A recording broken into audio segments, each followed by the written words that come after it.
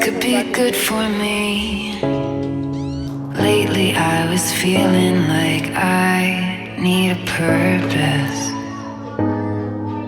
The way life changes when in love, yeah. I surround my soul with the positivity.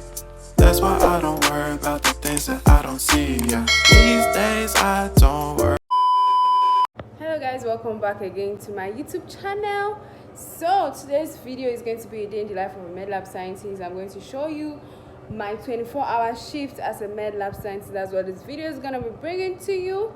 And yeah, without further ado, if you're new here and you like content like this, I would love for you to click the subscribe button. And let's get into the video. So today is a weekend, Sunday actually, and I am on call. So because I'm on call, I am the only person around and available. So I'm the only one that's going to do all the samples and do everything. Like, I'm the one holding the lab for the weekend. Okay?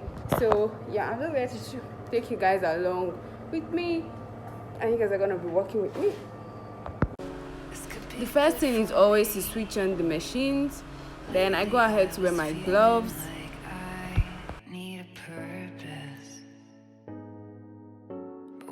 Talk to me, give me the impression that I won't scratch your surface. Now I wear my lab coats.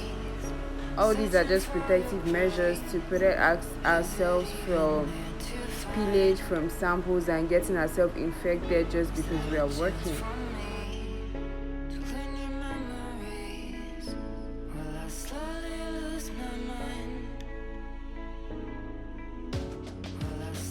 I'm fully kitted up now, and then I'm going ahead to get my tubes because tubes are very important for me to work.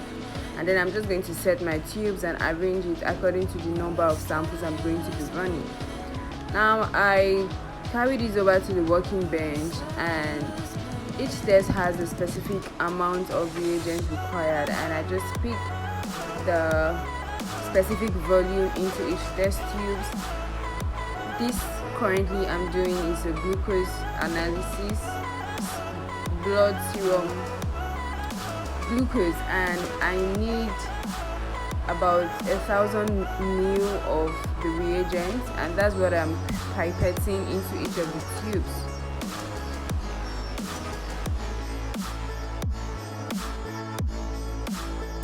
This particular test is creatinine, and for creatinine I need both picric acid and sodium hydroxide. The sodium hydroxide was the first reagent that I put. That was it's a colorless, it looks like just water. Now this yellow one is the picric acid, and we always put the sodium hydroxide because of its color first, so that we do not contaminate it with the pipette tip before we pick the picric acid. I don't know if you guys get what exactly I mean.